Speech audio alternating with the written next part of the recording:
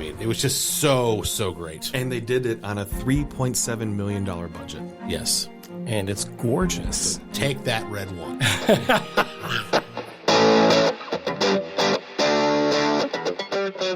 Earlier in the year, I think a lot of us thought The Wild Robot was going to run away with the animated feature. But then we see Flow, a movie with almost, well, it has no dialogue. Zero. And it blew a lot of us away. Let's get some takes on Flow. Justin Bradford. This is one of my favorite films of 2024. It is beautiful in so many ways, but most importantly, it is beautiful because it transcends language. When you have a film that anyone can understand because there is zero dialogue, it puts that so much more beauty on the screen, because that means that the storytellers had to tell such a good story that you understood what the main characters were going through, what the inner dialogue was, without there having to be a word said. The music helps drive it, the action on screen drives it, but they didn't say a word, and you still got so much emotion and heart in a film featuring animals in a fantasy land. And that's just absolutely beautiful. And the fact that it's from an independent studio from Latvia. So many things, just incredible of what this has overcome, and winner of a Golden Globe and so many other nominations as well. I'm just so thrilled that Flow got some great recognition, even if it doesn't win an Oscar. Yep. Winning the Golden Globe and then the BAFTAs, the Critics' Choices, there's so many other recognitions that just shows that there's so many creative people out there that you don't have to be part of a huge studio to make something beautiful, and that's why I love it. The Music City Film Critics Association 2024 award for Best International Film, I believe, or Best Animated Film, one or the other. Let's look that up now. But my point is, I was told that I didn't need research. Sorry about that. Okay. I threw you a curveball. I was so confident that it was animated film or international film, excuse me. It was the best international film. There you go. So I had it right. Best international film, and rightfully so. Flow was actually number 3 on my ballot for the Music City Film Critics Association. And of your awards, Wicked, Best Picture, Nickel Boys, number 2, and Flow, number 3. High praise. And Bradford is absolutely right. On this very show, we sat around here and said The Wild Robot will be on our Best Picture, finalists or whatever. Little did we know, Flow was right around the corner. Sometimes it just comes out and saves you. Yeah. Right. And it's no disrespect to The Wild Robot, which we all loved. But Flow just kind of brought out something different. I love the ambiguity of there being no dialogue, and there's things that aren't explained. You don't know why the waters rise, and you don't know why the people are gone. And there's so much. It's kind of what happens, I think, when you have a great book and then you see a movie and it's like just a literal interpretation of the book, and the book was so much richer. I think this movie is richer because it doesn't spell things out. You can wonder. There's mystery about the characters. Why is there a capybara in a boat? Who's chill about this pretty harrowing situation? Yes. Well, I mean, that's not the only question. I mean, no, that was my favorite one because of the capybara on stage. It's a perfect one, though. Oh, it absolutely is. And how these animals are steering a boat and working together and coming together as a team. But that's part of the greatness of the story, is that you have animals that typically would not be together, being together for the sake of survival, right? And that's what's key. And think about that. Is that not a parallel to The Wild Robot? Oh, absolutely is. And what got me so much, obviously, was the secretary bird. Because you have there's so much conflict there, and then all of a sudden, because the secretary bird protected the cat, all of a sudden is just, you are out of the flock now. Shunned from the society. Go on your own, and then finally becomes part of the pack. And it's just beautiful there, too, when we've all seen, or if you've watched enough Nat Geo, what secretary birds can do. But that's what makes it so beautiful, is that you have animals that typically wouldn't be together being together. And then you even have the golden retriever, who is 100% full golden retriever in the film. Happy coming at you. Yeah. And no one else knows how to deal with that. It's like, you're too happy. Stop it. You're golden squared. We almost died. There's a huge natural disaster. The world has flooded. Why are you so happy? Because we didn't. I'm here. Yeah. And I really, I love that you can have conversations, which I did with people that I know that saw it. They're like, okay, well, once the bird got the cat and everybody to safety, where did it go? Did it go up to heaven? Did it like fulfill its purpose and no longer needed to be there? And there is no right answer, because this movie is just lays it out there for you to go. It's like a sandbox to go play in with your mind. I heard a musical artist one time say once you put a song on an album or perform a song, it is no longer yours, because the audience then brings their own baggage and experience into the song, right? Whatever that may be.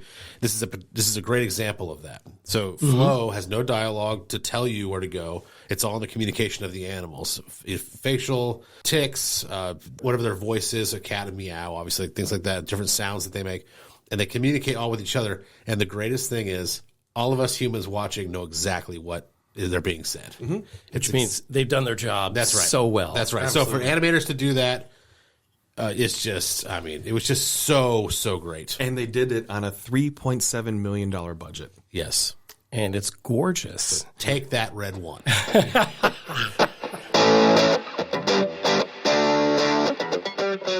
don't know if we're wrapping up or not, but Flow for me was an 8.5. I absolutely loved it. Again, my third favorite movie of the year.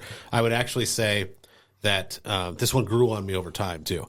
When I turned it off, I was like, that was really, really great. And then the next day, I was still thinking about it. Yep. And then the next day, I was like, hey, there's a capybara in there. And then the next day, it was like, that cat really went there. And then, what would I do in a flood? All these, it was just... Right. Why is there a giant cat statue? Yes. Right. Yeah. You channeled your inner Norm Macdonald there. Capybara. Capybara. Hey, it's good, right? But that's it. Capybara's cute, right? Doing okay? Sorry. R.I.P. Love him. Yeah. R.I.P. Norm. For the same reason, I also gave it an 8.5, and I love a movie that haunts me. And this one did kind of like a lot of the Studio Ghibli movies, where I don't always know exactly what's going on, and a lot of that is it's culture based, but I can still enjoy it, and it's even if something seems absurd, I can wonder about it, and it'll stick in my head more than something that I've seen 100 times before. So, hats off to these people who were able to kind of bridge so many gaps around the world by telling a story with no dialogue. Love it. And this is where you've probably heard it or seen on this show with me talking about animation and how it continues to deserve more respect. Yep. Yeah. How you can tell stories. It's a wonderful example of animation is art. This film is art. And it's not art for art's sake like some movies are. Yeah. But this is art showing the beauty of storytelling and how, again, it transcends language. You don't have to have closed captioning. You don't have to have any sort of translation, voiceovers, anything like that. Everyone in the world can understand by watching this movie what it's trying to accomplish. And that is the beauty of art and film through animation. You could not do this in live action. Right. Only animation could pull a story off like this. So Disney, don't go live action. You don't have to. Don't bring us a live action Flow. No. You've got a history. We don't need soulless eyes in the cats. So that, I gave it a 9.0. I loved it so much, and I'm glad it's getting so much appreciation. Again, love Wild Robot, for sure. Love it so much. Yep. But when a movie can change and make you think, like Jim said, way after the fact, to make you digest it more and think about it, because there are no direct meanings to a lot of things. You are allowed to interpret it the way you want to. That's art. You're supposed to interpret art in the way that you feel about it. And this is a fake world. It's a fantasy world, but you still understand you can relate things to Earth and earthly things, even though it's not directly Earth, per se. Exactly. I loved it. Loved it so much. To me, this is one of those, even if you're a person that does not like to go to museums and look at paintings on walls, there is, even people who don't like to do that, they can say there's always one painting that you, even if it's a famous one or one you just see by accident, where you're going, well, I've been staring at this thing for a couple of minutes. Why? Just pulled me in, and that's exactly what Flo did. I think Gover's done that, but then he realized it's a mirror.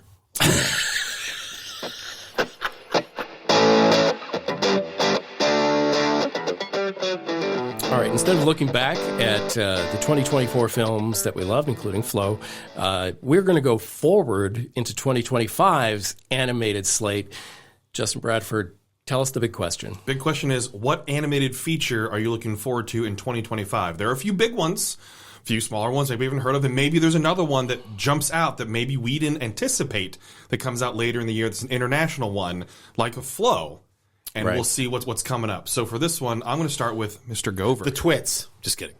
I'm going to go with... I'm going to go with... Minions 47. The Bad Guys 2, actually. Oh, okay. Okay. I would take another movie, but I'm pretty sure Bradford's going to take it, so I'm deferring because The Bad Guys 1, the first movie, was surprisingly fun. It's not a great movie. It's not going to break any ground or anything. Fun. But it was super fun. My son and I had a great time in the movie theater, and that's really all you want for a movie like that. So I'm going to go Bad Guys 2. I just hope it's as good as Bad Boys. Bad Boys. No, it's not going to be as good as Bad Boys 1. I hope it's as good as Bad Guys 1. There you go. Good enough. Bad Guys 2. I am going with the movie that will be directed by Andy Serkis, and he's also starring in it, George Orwell's Animal Farm. Ooh. Coming out in 2025, dystopian king George Orwell. It's going to be really interesting. It's been a really long time since that has been animated, and I think it's going to find a whole new audience. I can't wait to see his take on it.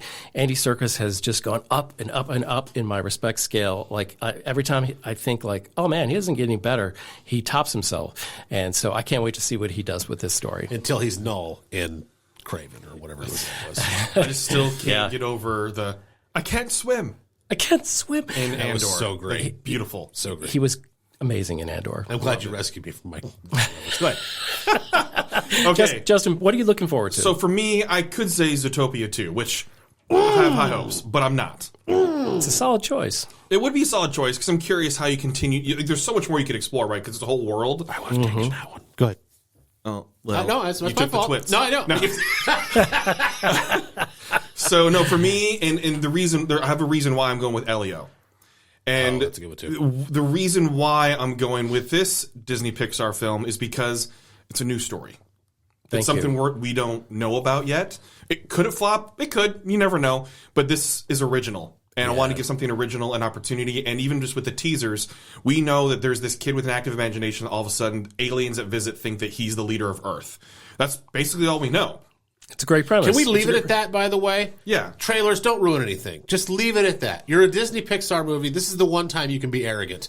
Just let it let it go. That. But it looks already like it's Pixar, so the animation should be beautiful. Yeah. Yeah. And they've been working on this for a while. This doesn't feel like it's a rushed project. Right. Either like some of these other sequel projects from Pixar can be oftentimes.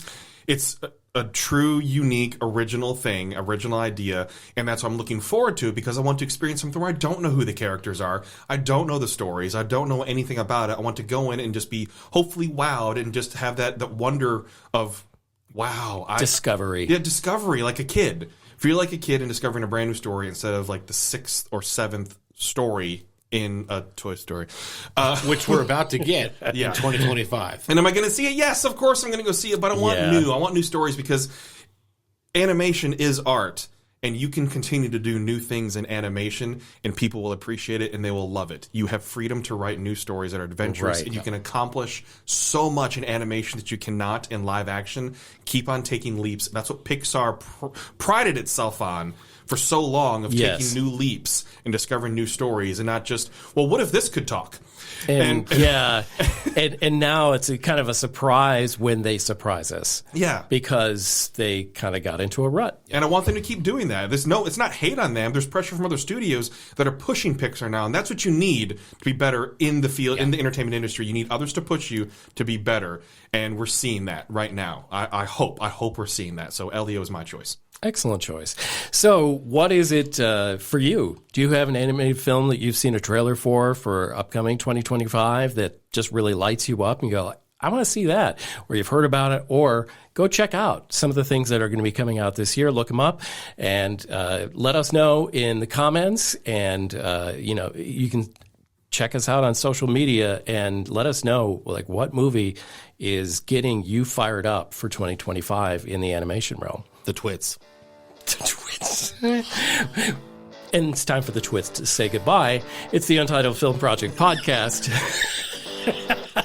Thank you for joining us. We appreciate you. Thank you for listening to the Untitled Film Project Podcast. To support the show, please rate, review, follow, and subscribe. Original music by Jeremy Schwartz. Special thanks to the Music City Film Critics Association. Editing and post-production by Jeremy K. Gover. Voiceover by Chad Bennett.